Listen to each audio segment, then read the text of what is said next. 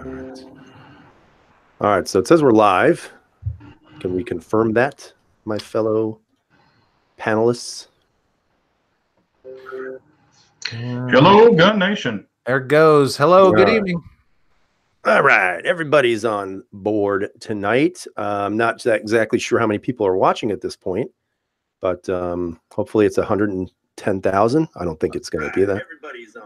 Oh, it's a fraction of that. Oh, good. Yeah. Here we go. Let me see. That's 24, so we're not even close to 100. So we're all right. So as everybody begins to trickle in on this wonderful 8 o'clock episode of Three Guys Chat, we're going to bring up some different things. Obviously, we're going to ask for questions out there. We will do our best to ask your questions or answer your questions, but we're going to ask each other some questions tonight, and we're going to have a debate. We're actually going to talk about something that I think we all saw today on a specific channel. I don't want to name the channel. I don't want to give them undue credit, but it's Poe Performance. But he had a video today about Taurus, and it's going to bring up some interesting points, I think, today for us. And we're going to talk about, we're going to have a nice, honest discussion, and we're going to see where it goes. I'm sure there's going to be a lot of hate. I think there's going to be a lot of hurt feelings. Some people will love us. Some people are going to hate us. But at the end of the day, it's all just to talk about, guys. Don't take it personally. So, you know, that's cool. So I'm not going to list everybody who's watching right now, but I just want to give across the board. Hey, everybody. Hello. As everybody kind of trickles in some more. So that's great. So the first question I'm going to ask the guys tonight at 8:01, unless you guys want to wait like 4 more minutes and wait till 8:05 and just kind of chat. What do you guys want to do? That's cool. No, let's dive in, dude. All right, let's get it done, right? Because an hour of time on YouTube is like 20 minutes. So the first question I have for you is going to be about gimmicks. All right. So obviously, I would think all three of us are in love with guns. I think we all like them. I think some guns we like more than others. But I have a question for both of you and everybody who's watching this at this point right now. In regards to guns, what would you say are some of the biggest gimmicky guns that have ever been created that you know of? And it could be this year, last year, 10 years ago. Whatever you think is sort of gimmicky. And what I mean by that is a gun that probably had no real purpose except for the fact that it looked cool or it kind of was just awkward. And as a result, you either bought it or you know somebody who had it or you know they came out with it. So what would you guys say are some of the biggest gimmicky things you've seen? Go ahead, Chaos. Excuse me. I could think of a couple right off the bat, and I put gimmicky not as they are bad or anything. It's not a negative connotation. Just in my mind, they're a little bit gimmicky. One of them is actually the Desert Eagle. I think it's a gimmicky gun. It's a great gun. There's nothing wrong with it. It's a hand cannon for sure. But to me, because I don't see it as having any practical application other than, going out and blowing some stuff up, which is fun. I guess that's an application, but not carry, not home defense, not competition, anything like that. It doesn't fall within the normal category. So I would say Desert Eagles. And then the other one I would say actually is the Maxim 9. And I say that because, it's a firearm that has the built-in suppressor. The firearm itself is not altogether that great. It's pretty mediocre by most people's standards in terms of the trigger and the sights and all of the usual components. And it's got the built-in suppressor and it's got varying lengths that you can make it. I like it in principle, but first I think it's a boat paddle a little bit. But then I also think for a lot of people, they can't have a suppressed firearm. There could be some rules and regulations in their state, or it takes so darn long. I will tell you, I'm still waiting for my can, and the check was cashed in May of last year, but because the government shut down and all these things that have gone on, I'm still waiting. And so if you bought that gun and it's not cheap, you're waiting a long time, and at the end of the day, it's a big gun. So again, what's the application for that? So I consider those somewhat gimmicky. Well, good choices. What about you there, Big J? Mine, I've got a few, and two of them I've actually shot. The Taurus Judge, it just does not do anything for me. Never has. And I know some people like it, but I'm just not a fan of it. And that's just a personal opinion. If you've got one, you love it, hey, great. And then that little life card 22, that little foldable thing, that's a freaking joke. I mean, I know that you could carry it in your back pocket, But by the time you got it out and you unfolded it and did everything to it, I think you'd be toast. So I just, and that little trigger on it, I think it's just goofy. And then honestly, I might get some hate on this one, but the new foldable Glock.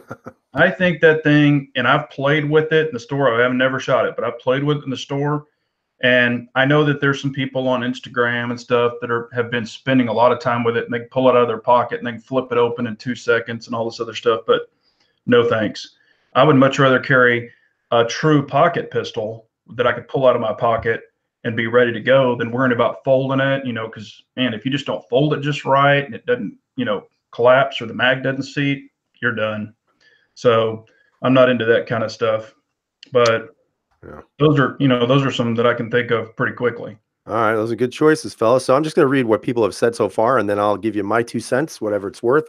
So far we've seen the Taurus Judge was mentioned by Keith Gregory, and not like Mike.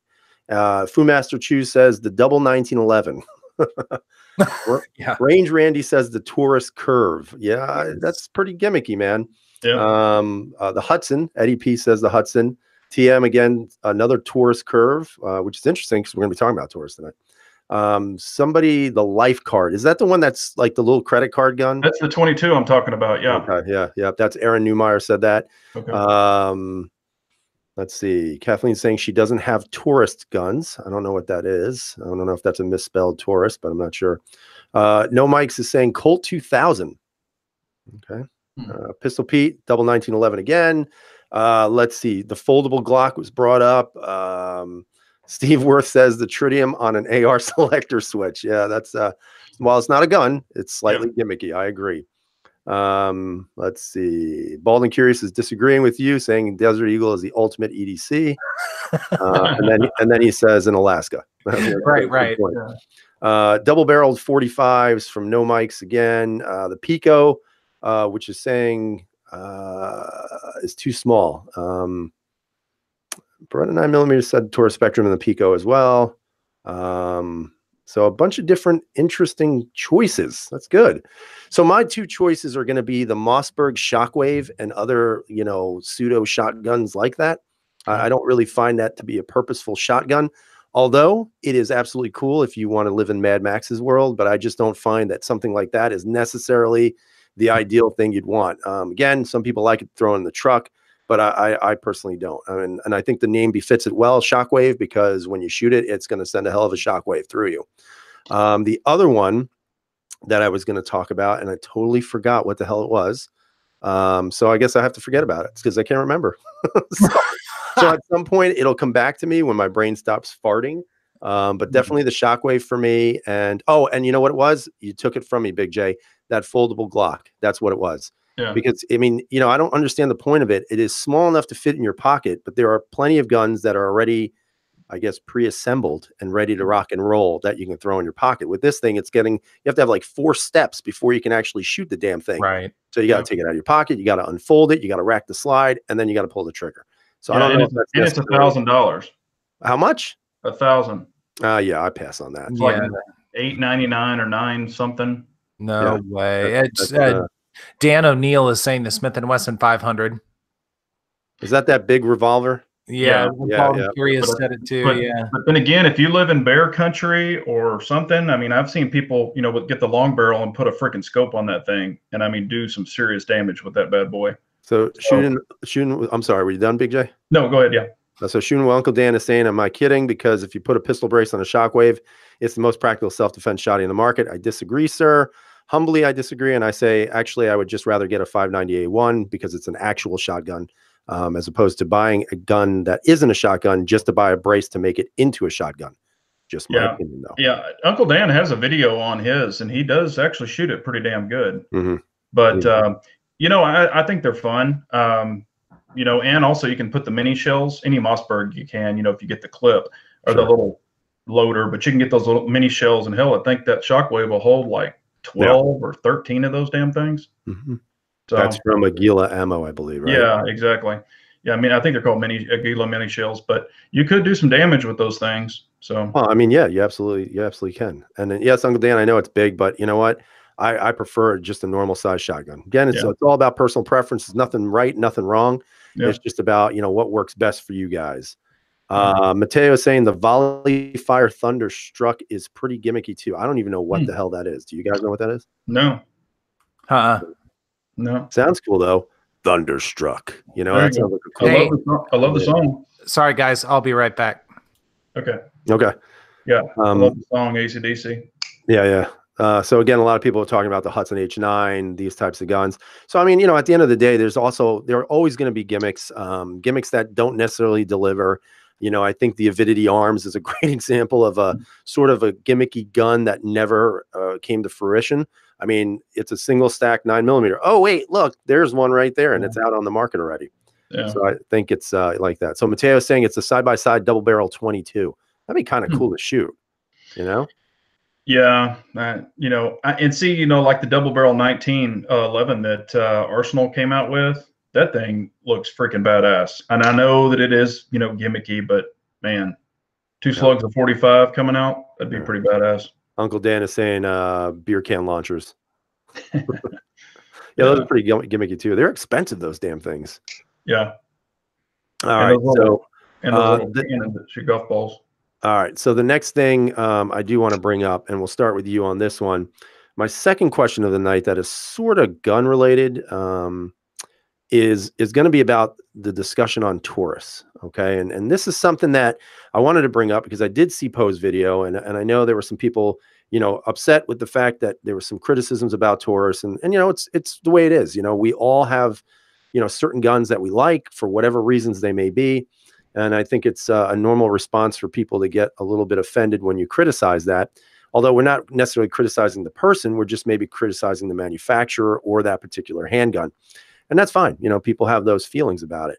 So my question for you, NKS, when he gets back, and everybody on the panel, I have zero experience with Taurus. I have never had any desire to own a Taurus, and I still don't. I'm not necessarily saying it's a bad gun. It just, for me, doesn't work for me. And why I say that is because it does have some baggage with it. Now, does that mean every gun in the world has ever been created is 100% spot on? Obviously not. We know that. And I think at the end of the day, all three of us can agree that having a gun is better than having no gun. So whether it's a Taurus, whether it's a High Point, it doesn't matter as long as you're practicing your right and also have something to defend yourself and your family. So I think we can all agree to that. Would you all agree to that? Yes. Yeah, absolutely. Okay. So the question then I have is, if we look at the G2C, which Not Like Mike brings up, it says he rocked my socks off for its price point. And that's where I really want to talk about this.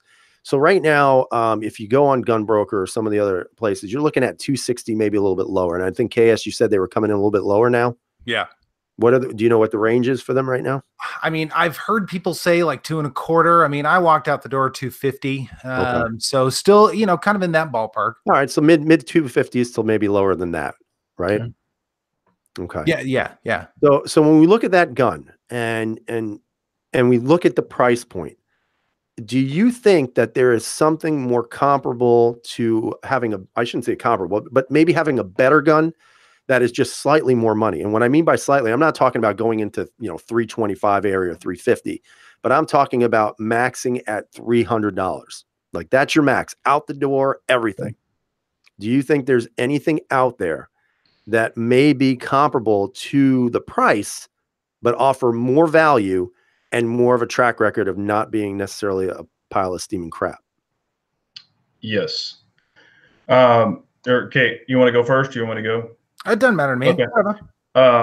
I personally do have experience with the older Tauruses. I can't remember the exact number, but it was the Beretta, and I actually had a Beretta, but then I bought the Taurus Beretta version with the 92 or whatever. And I shot it. The trigger spring broke. I had to send it in. They fixed it, but they had it for like 3.5 months because that was, I think, when they were in Brazil or something. So it took forever. I finally got it back. Then something else broke on it. I had to send it back in. It took forever. When I got it back, I made sure it functioned and I sold it. And I'm sure they've gotten better. And I'm not saying that they're boat anchors or whatever. And also, if that's what you want to get, by all means, get it. Mm-hmm. But for that price point that they're selling that out, I feel you could get a Smith & Wesson, whether it even be a 1.0 version for the same price, and you're getting a lifetime warranty. And I mean, I have the 1.0 Shield, and I've put tons of rounds through that thing, had zero issues with it. And some people say they don't compare. You know, I kind of think they do. And the Smith, even on the 1.0, I feel has a better trigger than the factory Taurus as it is now. But that's just a personal opinion. If you got one and it runs great, hey, keep running it. That's just my opinion. And you know, even if you want to upgrade and get a better gun, I think you could save a little more money, like $50 or whatever, and then even advance into a different, a better gun, or even like a used Glock, or like a police trade-in or something like that, to where you can get a little more, better quality, and it's going to work. Mm-hmm. So good. What do you think, KS?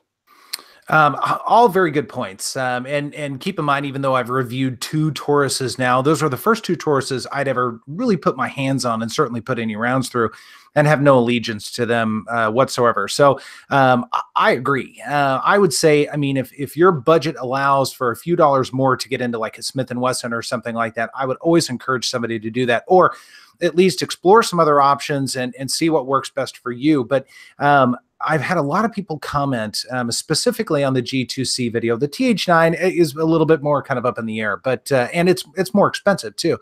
But the G2C, a lot of people said, this was the gun that I could afford to use.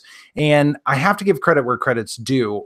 Taurus is putting out firearms that a lot of people can afford, that couldn't otherwise necessarily afford to buy a gun, and ammo and range time, because it all adds up. I mean, it's one thing to go out and buy a $3 or $4 or $5 or $2,000 gun or whatever it is. It's another thing to then get all the stuff that comes along with it, that the range time and the targets and the ammo and all of that stuff. It all adds up. And some people are on an extremely tight, but we're all on budgets, let's face it, to one degree or another. And so there's a consideration there. And my experience, although very small with Taurus and only with 2 firearms and a relatively short amount of time and a relatively small amount of rounds. I mean, I've got a little under 1,000 in the G2C. It's probably closer to 800.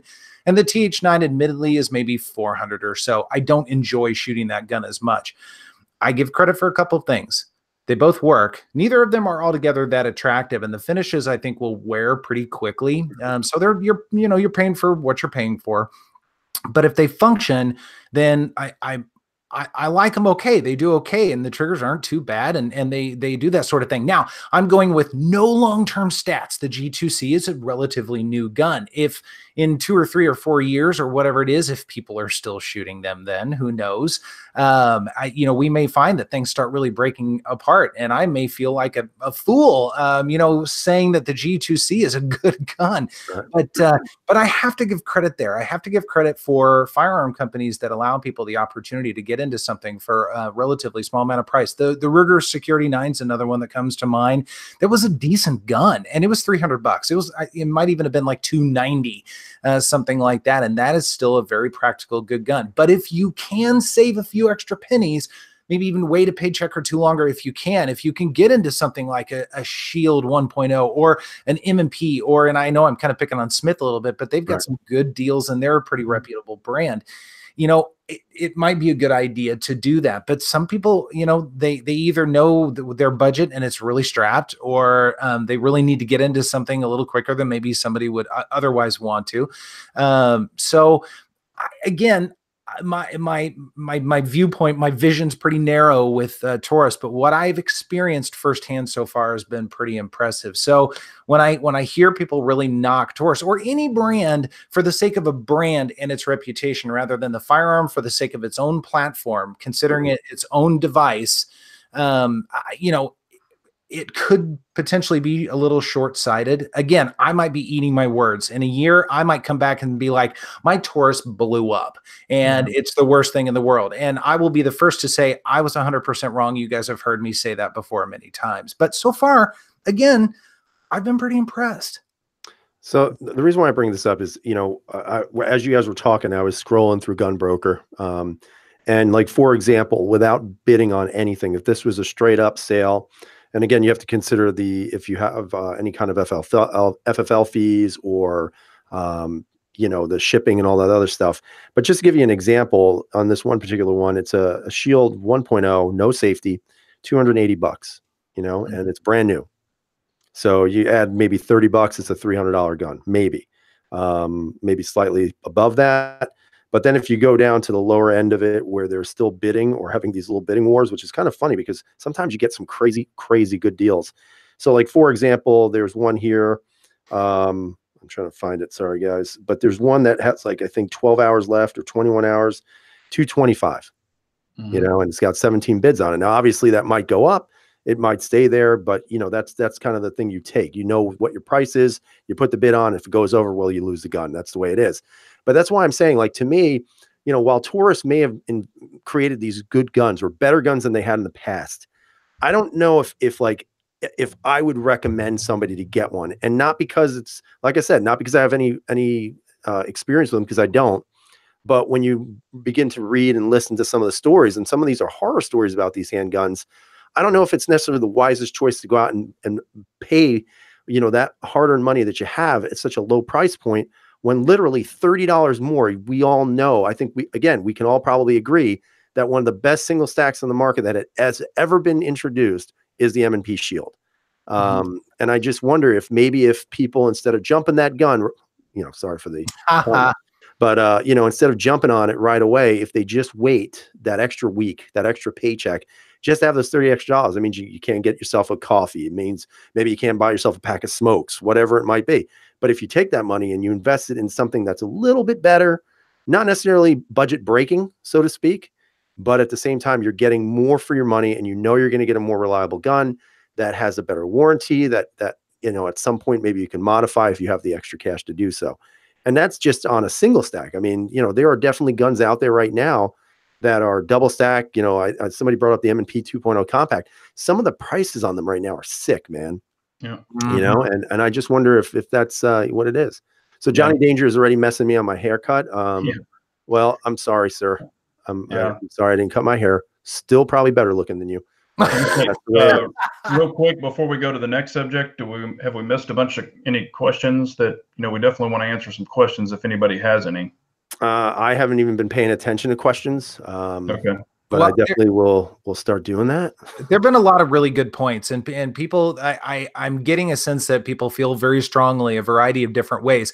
And the point I would make to that is that's awesome, because we're in a time right now where a lot of us have the opportunity to have a lot of choices and at a lot of budget ranges. And I think that's probably what's so exciting. I mean, I love testing something like TSO or this STI just as much as I like testing Taurus. I've got 2 guns coming from Diamondback. They reached out to me and they're sending me a couple of guns. They've notoriously been budget firearms as well. And I enjoy stuff like that because I like to see a wide spectrum of firearms for a wide spectrum of people, whether it be size or capacity or budget. And I think that makes it that much more exciting. If every single gun was $500 or $1,000 or $5,000 or something, to me, it would be so much more boring, you know? So I love all of the passion out here and all of the different thoughts. And a lot of people speak with a lot of experience. I mean, Razor was talking about, you know, if you work at a high volume gun shop, you might see a lot of turnover with Taurus. I've heard that over and over again. Absolutely. And I believe it too. I know a lot of gun shops, at least locally, that will not carry them. They will not stock them. I talked to Centerfire. I was like, you know, you guys might want to consider the G2C perhaps. And they just flat out said, no, we're not interested in that, based upon the history, based upon the warranty, based upon the customer service. So I totally get that. And I think a firearms company or any manufacturer that has a reputation that is soiled for one reason or another has a long road to get in a better spot to improve that reputation. They did themselves a real disservice by going to a 1-year warranty.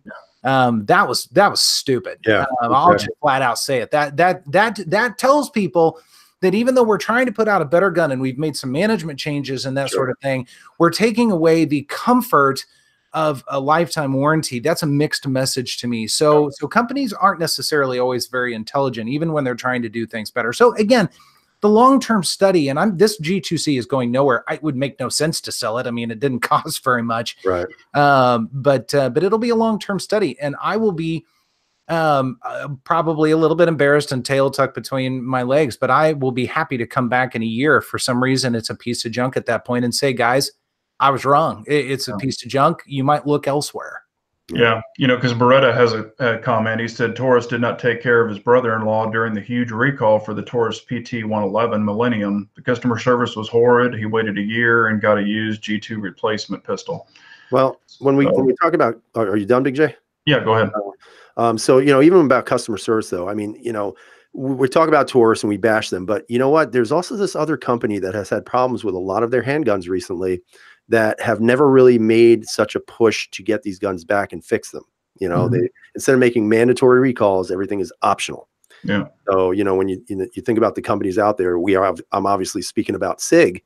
And, for a company like SIG, who's pushed out a lot of good quality stuff, to have some problems, but never really, own up to it, I think is also problematic, so, Canic did it also, but you had to pay to send the gun in, which is was a train wreck, man. Yeah. Cow. Yeah. That was that. I forget what his name was. He's the guy who does night vision now. Jacob, the guy. But I was meaning they have, on the single act or the SAs, they had that trigger or the recall, it was the, heavy duty use recall. Yeah. And I got the letter and they were like, oh yeah, if you want to pay to send it in and pay to send it back, we'll fix it. Just whatever. What a joke. All right. So that's my two amazing questions that it took me all day to think of. Thanks, Poe, for making that video. I think they're interesting topics. Oh yeah. But you know what it is also? It's just about, having the discussion. I think a lot of people are a lot of times afraid to have that discussion because they don't want to seem like they're crossing the line of, hatred for a handgun. But at the same time, I mean, we're discussing, we're having a discussion based on what we think and what everybody else thinks. And I think that's the whole point of these live chats. I mean, at least for me, that's kind of why I put it together with you guys, to try to, have these discussions that open up the ability for people to talk about what their experiences are so everybody can hear about them. And I don't think there's anything wrong with that. No, and we're not bashing on any firearm manufacturer. We're just giving an opinion, Well, and I think it's interesting to get past the elitism. I think we've all experienced whether you're a channel creator or you're somebody who goes in, and you guys are all active in comments. So you guys read other comments. I see a lot of you guys respond to each other as well. So it's a very engaged community that we have here on the chat tonight, and some other people that couldn't make it, which, by the way, thank you very much. It's much more fun for us as well. But a lot of times we see, and I'm sure you do too, a lot of elitism. And I love getting past that. Again, if I've said it before, but 3 years ago, and before then, I was basically a Glock guy and mix a little bit of 1911 in there, and that was it. And there were times where I told my buddies, I'll just own Glocks. I'm fine with that. Glocks are great. They do what they need to do. So I was a little bit of a fanboy. It was a little bit of elitism, that sort of thing, where I kind of thought Glock is the best. Nothing else matters. So I had some of that too. I was not really active in the comments, so I wasn't that way publicly, but I was that way with my friends. I like to feel that I've gotten past that, and I enjoy a broad spectrum of things. And I love that when other people come on and they're like, I tried this thing and I was pleasantly surprised, even though I really am a SIG fan or an HK fan or whatever it is, but I tried this other thing. I tried this CZ or this Walther or whatever, and I thought it was a great gun. I love that, because that again goes back to variety and choice and trying different things, because I don't think any gun is perfect ever. I truly don't. I think a lot of guns do things very well. Some guns do some things really well and other things not quite so well, but I've never come across a gun that does everything perfectly. Right. That's part of the fun of it, and also the part of it too is that whenever you criticize a gun, it's not that you're saying you as a human being are terrible or the gun is terrible. It's just there's certain things about the gun that don't necessarily work for you. It doesn't mean it's a piece of crap. It just means for you, there are certain things that you're finding that aren't necessarily flaws, but just maybe don't necessarily work for you, unless, of course, the gun is not going to battery or if it's having all kinds of problems with it. That's a whole different story. But I mean, that's what it is. You're giving an opinion. It doesn't mean it's gospel. It's just an opinion. That's all it is. Yeah. Like I always say, 31 flavors. There's a different flavor for everybody out there. So I did pick up the 48 today. Somebody asked that, I forgot who did, but I did get the 48. It's kind of interesting. Don't know what to make of it just yet, but I don't want to talk about that because I'm kind of just, just trying to figure it out at this point in regards to what my thoughts are on it. It's an odd gun. I think that's the best way for me to describe it at this point. But I'll leave it at that. So the last question that I have for you is not gun related. It's kind of interesting in regards to the stupidity of the people that have been elected to public office. So we're going to make this quick, and then we'll start getting everybody involved who wants to ask questions tonight, and we'll talk about what they want to talk about. How's that sound, fellas? Sure. So today, when I was getting home from work, I was taking a poop, and I had to. So I was reading the news because that's my downtime. Unfortunately, that's how busy my freaking life is. So one of the things I was reading about is Cory Booker, and you guys, I hope, are familiar with this guy from New Jersey who is running for president. But he is trying to now say that based on their Green New Deal, the one that is going to liberate us from the evils of carbon emissions and save us like we saved the world in World War II, he is saying that we need to move away from eating meat. And because he's a vegan and he enjoys vegan life, that everybody should kind of make that transition because cow farts are too much in the world. We can't sustain the population of the world eating all beef or chicken and pork or whatever it is. And so I just want to quickly hear what you guys have to say about that, and then we're going to move on. Big J? I will say it's what's for dinner. That's the way I'm going to say it because, you can choose. It goes back to, our First Amendment, and everybody preaches all this, all of our amendments. We should be able to eat what we want, do what we want, say what we want, etc. So just because he's chosen that lifestyle doesn't mean I have to, just like other lifestyles people choose. That's not mine. So, but, I'm right here in cattle country. So yeah, we eat meat, and you're not going to push your vegan agenda on me. That's just the way it is. Cows farting, people farting, goats farting. I mean, every animal known to man farts. So, but they're saying, because there's more beef that they're damaging this and they're damaging that. If you really look at that whole green thing they're talking about, they're trying to dissolve fossil fuel, etc. You can't run a truck and pull a trailer. You can't pull a horse trailer. You can't do that kind of stuff on solar energy. There's not enough torque. I mean, you can't run factories on this. We have the wind power here in Texas. It can't provide everything that we need. So all their make-believe little agendas they have in their head, it's even been proven by scientists who do this. That's not going to work. So just because an elitist says, Democrat or somebody says this, they can go pump sand. Mm-hmm. So that's my opinion. Scott said it perfectly. My gas, my fart, my choice. That was awesome. I appreciate that, Scott. I like that. Yeah, I know, dude. I'm a meat eater too. I like Big Johnson. I mean, Kansas is another big meat state. We are very proud of our barbecue and all that kind of stuff. I'll tell you what, I would be a very angry individual without the opportunity to eat a couple of hamburgers every month and a steak every once in a while and all that kind of stuff, and as well as fish and poultry and everything else. I gotta have that sort of thing. And when somebody proposes these types of things, I just want to laugh and think of America, just America by itself. I mean, just the fast food chains alone. We are a meat eating society. So, get over it. I mean, exactly. Sorry, get over it. I don't know. I just don't have Scott's bowing. I just don't have any other opinion than I'm going to be a meat eater and I'm going to enjoy that. I might die a little bit earlier too, but I'm going to die with a smile on my face. Oh, I mean, maybe we'll start having to bottle our farts. I don't know. Right. Yeah. And Music Lover says she uses cow farts to clean her guns. Right. All right. So that is our really quick discussion on 2 gun topics plus one that isn't or anything related to the firearms at all. So now we're going to open it up to everybody else for the next about 30 minutes to see what they have. I saw some questions about competition guns and what would be a good entry level competition gun.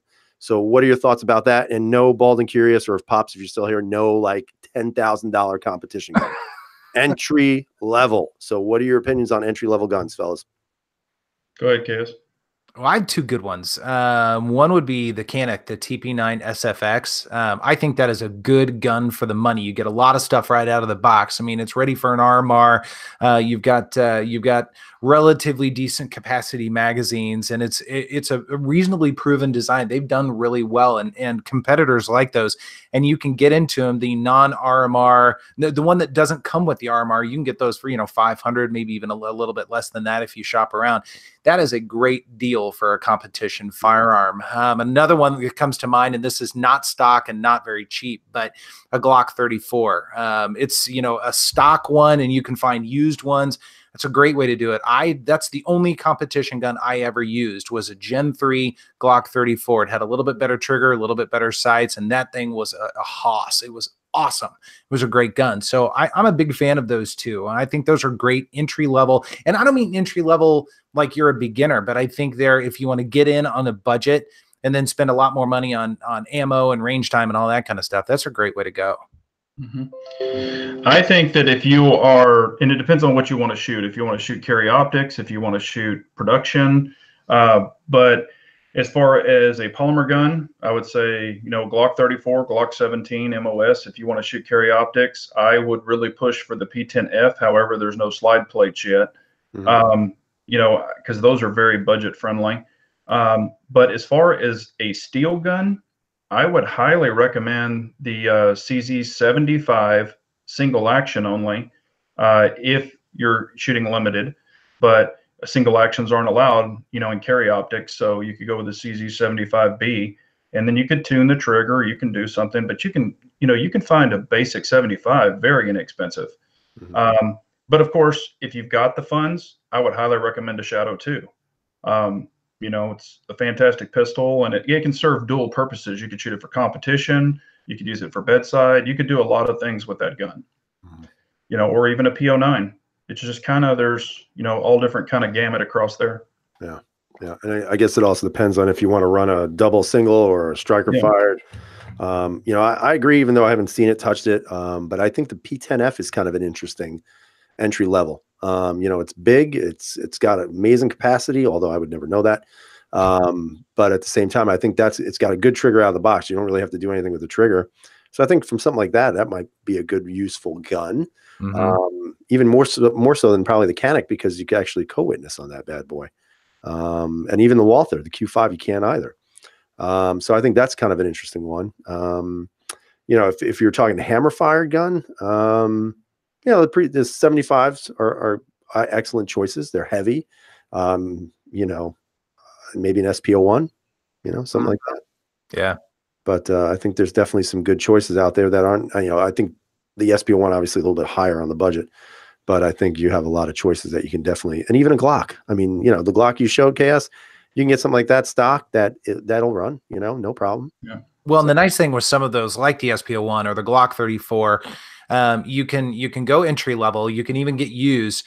And then if you want to, if you're comfortable with that gun and it runs really well, you like the way it feels, all of that, your performance is good, you can start dialing it in. You can start, doing the Lego thing. You can get the better trigger. You can get the better internals. You can get the better sights and everything. And it just, as the budget goes or whatever, you can start velcroing on different parts and keep making it better and better. So SPO1 the same way. You can tune those things. I mean, I have never owned, but I have felt a couple of SPO1s that are so crazy tuned. I mean, we're talking, 2-pound triggers and that sort of thing. I mean, you can really go nuts with that stuff. Yeah, and the Metgar mags are only 16 to $18 for them. So yeah, I mean, at the end of the day, I think really the ultimate choice would be the Taurus G2C for competition only. I think that works well. Yes. Yeah. All right, so we got that question. You guys see anything else? A lot of people are saying the P10F is super sweet. $550 total after shipping and handling. Now, Fu, does he have the one that's optic ready or no? I don't think. No, he got the one before the optic ready. Yeah, I don't know how I feel about that just yet. Because I'm assuming they're not making the S without optic ready. Is that correct? Yeah, all three have the non-optic version. Oh, they do? Yeah, Yep. because the optics ones are being made here in Kansas City, Kansas, and the non-optics ones are being made in the Czech Republic. All right, I'm going to get the Czech Republic one. Yeah. Yeah, they're awesome guns, but I really like it because my big hand, I still have space, and I don't have that on the 34 or the the 17.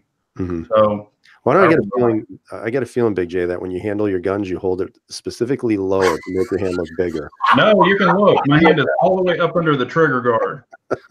Hey, you guys! Even with this extended magazine, my hand still does not cover this gun. Look at this. This is my Glock 19. It does not fit my hand. I don't know why that is, but it does not fit. Damn it! It's awesome. All right, so let's see. Scott Kinley is saying the CCP for competition. Oh God, no. What did he say? He said the CCP for competition. Yeah, if you want to use it for target practice, sure. Hey, no, if you do the Roland special, man, then it's good to go. Oh yeah. No thanks. All right, let's see. The Phantom, somebody said, that's a good choice. The trigger's a bit, much, but you can definitely adjust the springs, and it's got that nice lightweight polymer frame. I love the Phantom. That is such a good gun. It is a good gun. One of my favorites. CCP Gen 2. It's a Gen 1 with a new takedown method. So is it really a Gen 2? I think not, my friends. God, I bashed that gun. Tell us how you really feel. Yeah. All right, so let's see. Matt is saying we are awesome together, only on video. Separately, we fight all the time. We do. No, I'm not recommending the CCP unless you hate the person. So now we need to do a hand check with. We should do a hand check. We got to do a gun check. Let's do a hand check. Whose hands are bigger? Oh, we already know that. How are we going to do that? Somebody brought up interesting. Mine are bigger because look, I mean, you can't even see anything. Oh man, that's a huge hand! Wow. So somebody brought up Tanfoglio in regards to, I guess, the competition guns. Again, that's also a very good line too, and they're fairly cheap.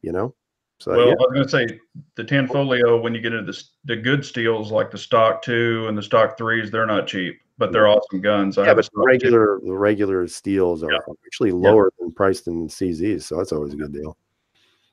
Full size M&P 2.0. That's a good choice as well. Very good choice. How tall are you guys? Vanessa Kitty wants to know. I am 4'10". That's when you stand on your box. Yeah, that's when I'm on my box. He models for trophies. So I'm 6'2". I am also 6'2". I'm 6'3". With massive hands. And feet. Let's see. Nobody brought up Grand Powers. What is a Grand Power? I keep hearing this. Grand Power. It's Paul's gun. That's not even a real gun. That's a fake. PO7 or PO9 for competition? PO9. None. Neither. None. I would say PO9. Yeah, I'm disparaging against those, and I shouldn't be. It's just I have a little bit of a quirk about those triggers. I don't picture those as competition triggers, even tuned. But I'm becoming a little bit of a trigger snob. Uh-oh. Well, the Excalibur, it does have a super nice trigger. That's true. Let's see. Uncle Dan is 5'7" or 6'7", depending on the particular liquor store he just left. Nice. Yeah. Yeah. So somebody's saying, Cass, they thought you were 5'6". Oh, hang on a second. Thank you, Triple G. MC1 SC, aka MICA. Oh my God! I wanted to say Mikwanska Akamika. Yeah. Okay. He said you can get a Tanfoglio stock 3 for $950 locally, but is the trigger as good as the Shadow 2?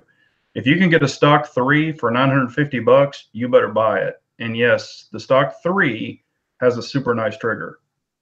So the stock 2 does not. You have to change it, but the stock 3 does. So if you can get one for $950, you better jump on that because they're usually about 13, or I've seen them anywhere from 13 to $1,600. So Johnny Danger's asking Chaos Gun Guy, somebody named 1492, and Big Johnson, if there was one gun that you would splurge on, what would it be? 1492. So apparently I've gone back in time and I am now discovering the Caribbean. There was one gun you could splurge on. What would it be? One gun I could splurge on. Can it be a rifle or a pistol? I would splurge on the Nemo. Okay. It said gun, so I'm assuming firearm. I would probably buy a Barrett 50 just to have it. And carry it. No, he just said a gun, so it can be a firearm. I'm assuming he didn't say pistol. No, you're in Texas, pal. You better be carrying that Barrett. Yeah. Okay. Well, put it this way: I'll mount it in the back of my truck. I'll be ready to roll. That would be perfect. Drop the tailgate and let it rip. I'd be torn between a couple of things. One of the Dan Wessons, and I can't remember which one it is. It's a new one. It's actually it's a full size government model. It's a big gun. I think Alabama Arsenal did a review on it. I just can't remember the name of it off the top of my head. But that's Discretion, freaking sweet, huh? The Discretion had the slide cuts in it. No, I don't think that's it. It's actually a different one. I think I'd have to go look. But that, or maybe a Checkmate. I think it would be really fun to have a Checkmate there. Again, I don't compete anymore or anything like that. It would be just a range toy, whatever. But I'd like to try one just for the sake of trying one. Yeah. There's a lot of people saying Ed Brown's, Nemo, FK Bruno. Even if you had the FK Bruno, though, finding the ammo, I mean, I looked up the ammo and how much it cost, and you have to get it from overseas. Nobody over here carries it. I mean, that gun is awesome, but whew. I wonder if you could reload it, you know? I doubt it. Well, I don't. Where are you going to get the brass? It's that, what's that caliber? It's that special weird little caliber. 22. No, it's not 22. The Bruno's not. I'm totally kidding. By the way, Jasper came in with the save. It's the Wraith. That's the one, the Dan Wesson Wraith. Yeah, that thing it's got the threaded barrel and everything. That thing looks pretty sick. And I'm working on an STI right now. It's the poor man's STI, by the way. It was about the price of the Dan Wesson that I was looking at, which was one of the least expensive Dan Wessons. I still want to try the Dan Wesson Guardian. So that's still on the list, but it now is like 6 months out.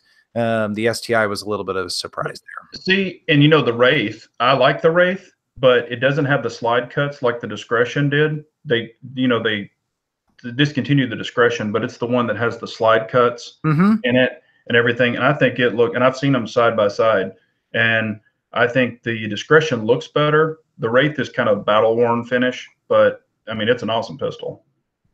I didn't know they discontinued it. I know I still see it. Dan Wesson Firearms, it's still out there. Yeah, no, it is. I'm saying that's officially discontinued for this year. They still have them, but Dan Wesson told me they're discontinued, and they also discontinued their flagship model too. What's the one they always make, the Valor or something? The Valor might be. They discontinued that one. Mateo said that the cases can be made from 6.8 SPC brass bullets and can be modified for the Bruno. There you go. Okay.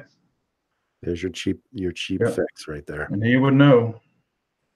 Yeah, Guncrafter and Cabot make some awesome sweet 1911s. Matter of fact, I sent these guys. Who was it? It was Guncrafter. They actually made an orange 1911. It's all orange and silver, and I sent them pictures, and I was like, "Damn, they made this for me." Yeah, it's pretty awesome. But let's see here. I would really like to try the it's another CZ shocker, the CMC. I think that would be pretty cool. That looks like a cool gun. CMC. It's very similar to the Shadow 2. It's new this year. Oh, that's from the custom shop. Yes. Yep, I remember seeing that one. I think you sent me a picture of it. Yeah. When you first saw it. Yeah. Mm-hmm. And I've never, I see a lot of the Guncrafter stuff. I've never personally put my hands on one or seen them. I've only seen pictures on Instagram. But Guncrafter, man, they're making some really sweet 1911s and 2011s now too. Sandpaper Pistol Grips is asking, have I seen the new A2? I have, but not in person. I'm hoping that I will at some point. Probably Marchish. March 2021. That's a word, Marchish. It's coming out March. So I had a conversation with somebody. Nice. That's cool, man. Yeah. So I'm super excited because that's definitely the one gun that I'd like to get. And I'm excited. I'm excited for it. Yeah. Romans, and I'm not sure if you guys have done it, but he said, "What's your thoughts on the CZ75B Omega?" He said he's left-handed and curious about it instead of his PO7. It's a bigger gun. Oh, it's 75B. I mean, it's the Omega. He's talking about the Omega trigger. Yeah, it's the urban gray. Yeah, I know you guys. I am still just not convinced that Omega trigger is better. I just am not. You know, it all depends on what you want to do. I would agree. If you want to dial in the trigger, if you want to work on it, I would not get an Omega. I would get the regular one and then throw an 85 combat or 75 combat or whatever, and do the trigger spring and the sear and the whole 9 yards, because then you can really, really dial it into a superb trigger. But if you want something out of the box that's reasonably good, I think the Omega feels a little bit better. And I don't mean the geometry of the trigger even so much, the curve. You get past that after a while. Just, I think the feel, the reset's a tiny bit shorter. I think the pull is a little bit lighter. And I could be totally wrong on that, but I like the Omega feel out of the box.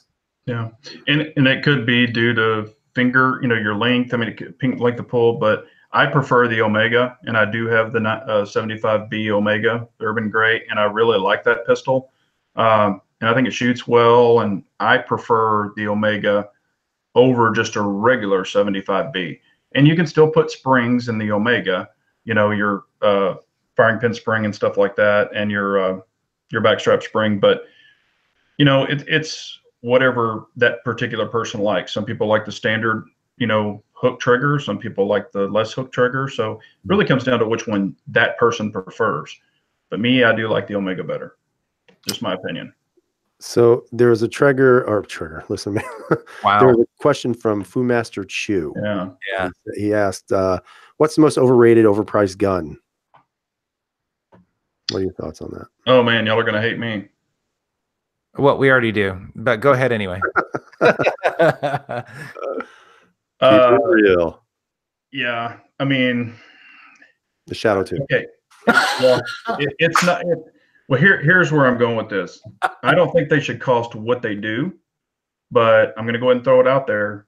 I think Glocks, and where I would go with the particular one would be like the Glock 34 MOS and stuff like that. Granted, it's a longer slide, longer barrel, but I don't think they should bring. They shouldn't be $750. And $700. They just shouldn't. There's just no way for that gun. I mean, if you really look and if you really know what the cost on those guns are, it's insane. So, and I'm not saying, I know that other guns like CZs are cheaper, the P10s and stuff like that, and I know they work and all this other stuff. And I'm not trying to, create a hornet's nest, but I just think their prices, they should not be what they are. Mm-hmm. You're right. They are overpriced for what they are. Now you can shop around, you can get a little bit better deals. And a lot of people say the best deal is to buy them used because you get that depreciation, that sort of thing. And they still generally work, but you're right. For the money, for what you get, for the things that most people want to do right away, like sights, you're adding another, anywhere from $50 to $150, depending on the size. So yeah, I would agree with that. But I would say, and actually going along with the theme of Glock, and you guys know I love Glocks. I've got 3 in front of me right now. I would say probably some of the custom ones, like the Salients and the Zebs, some of those. Don't get me wrong, there are some sweet looking Glocks. There's no doubt about it. And I'd love to have them all. But $2,000-$3,000 and some of those, I don't see how you can. I struggle with that a lot. I struggle with that, especially when you can put one together that's basically the same thing for a third or a fourth the cost. Mm-hmm. Keith Gregory says I have to pay for perfection. Well, that's true. That's funny. Yeah, you have to pay out the ass to make it perfection. But what do you guys think? I mean, like Salient or some of those. I mean, they're Zev, what is it, $1,500 or $1,600 new Zev? I'm like, but their regular Glocks are $2,000 and up. Oh yeah. Hell, Terran Tactical, Terran Tacticals, and I know they're super nice, but at the end of the day, you've put Rolls-Royce parts in a Glock. Mm-hmm. Yeah, I mean, I think for me, and when talking about overpriced guns, I'm going to say anything that's made from polymer that is a Sig Sauer. Hmm. I just think they're ridiculously overpriced for what they deliver. Never been impressed. I mean, they're not bad, just not impressed with what they offer and price wise, and just some of the problems they have. And, it just never seems like even the polymers made that well. So that's just my opinion on that. Yeah. That's a good question. Well, yeah, very good. Yeah, it was. And I know that I think y'all have ran into this too. I do remember on the, when I had the SIGs, I bought the extra frames and all that other stuff. And I mean, you just bump it with your finger and you leave a big mark on it. And I was just like, seriously? I thought it was just me. And then I think KS had that issue too. And I was just like, wow, I mean, I've scratched guns before, but like on something hard, but not just from rubbing it. Yeah, that's true. Those things scratch, like just wiping them off, they scratch. So somebody brought up HK. I think that's a good point too. I think they're really overpriced guns. I really do. Yeah. When you get into their double action, single action guns, I think, and I think they went through that restructuring, that pricing restructuring, because they kind of, there for a while, everybody's like, oh, they're the cat's ass and stuff. And then everybody started, copying them and making just as good of guns. So I think they realized it and decreased the price. But I mean, I think the P30 and some of those guns are great pistols, but I think they're overpriced also. Mm-hmm. All right, so we're coming up to the witching hour. It's 8:56 right now. So if you guys want, we can close it up by discussing what, if anything, we have going on in the near future. So who would like to start first? Go ahead, Kaz. As always, lots of stuff. I've got the STI and this new 34 that I'm working with right now, the P10F as well. The Glock 40 from Alaskan Ballistics. That video is done. I have not edited it yet, and it'll take a little while for that to come out, because I've been kind of doing a lot of Glocks lately, and I like to try and kind of spread the wealth a little bit. And shake things up, but all that stuff, those Diamondbacks are on the way. Just some fun different things. If I could only have one coming out this weekend with the Q5 steel match and the Shadow 2, we'll finally find out which one the better gun is. Cool. So you CZ fans better prepare yourselves. But anyway, yeah. So lots of stuff. But everybody, thank you as always. So we really appreciate it. Cool. Well, yeah, I'd like to say thank you to everyone too. I mean, great family members out there. Please subscribe to each other. Check us out on Instagram if you haven't. I've got some stuff coming up. I actually have something that I've had for a couple of days, and I'm the only one in the USA that has it. So I'm kind of pretty excited about it. But I'll be doing a deal on that. I'll be probably letting little hints out here and there. So follow me on Instagram. I'll be releasing the STI 2011 video, first 2011 I've ever had. So I'm having a little fun with that, and got some gear and stuff that I'll be putting some videos out on. So that's what I've got coming. Oh, very good. Obviously, I just got the 48 today, so I am going to play around with this. Probably do a tabletop first, because I honestly, guys, I'm having some really interesting thoughts, at least in my own mind. They're interesting about this gun. It's not what I thought, and it's interesting, at least to me. Also got an Apex trigger from them, so I'm going to put that on at some point, which I think is going to help me with the gun, but I'll address that on the tabletop. Then I'm going to shoot it. I may be making a video that may not be so nice to Shield Optics, if they don't get me my damn optic back as soon as humanly possible. So I did send that out from the PPS. I haven't even shot the gun. They were going to replace the optic because of all the scratches, which is great. So I'm being very patient with them, because I know they got buried after SHOT Show, but I had heard nothing. I reached out to them, and they eventually reached out to me, and then they said they were going to drop it in the mail as of yesterday, but I have not received any updates. So I'm getting a little bit antsy, because I was initially told it would be a 7-day turnaround, and it's like now day 14 or 15. So again, I'm going to be patient. I don't want to give them a bad name, and we'll see how it plays out. Hopefully it'll play out well, and hopefully I'll have it this weekend, and we'll go from there. Also, don't forget Holster Month, man. Having a lot of fun. I'm going to be doing one on this one. I just want to show you, I absolutely dig this outside the waistband holster. It's from Eclipse Holsters, female run and owned company, which is my opinion, awesome. Yeah, we'll talk more about that when we get to it. So check them out. Eclipse Holsters, a bunch of other stuff, and then we go from there. So is now 8:59. Want to say thanks for everybody checking out the chat tonight.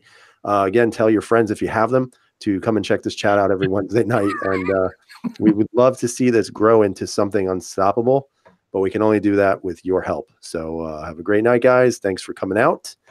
Gentlemen, I appreciate you spending your time with me on Wednesday night, and it is now almost 9 o'clock. So and next week will be KS's chat. So so that's where everybody actually goes to watch. Nobody actually comes to my channel. Yeah, that's true too. Yeah, that's all good. We'll see you. Good night. Thanks for showing up. Thanks, everyone. Carry on. All right, guys. Have a good night. Later.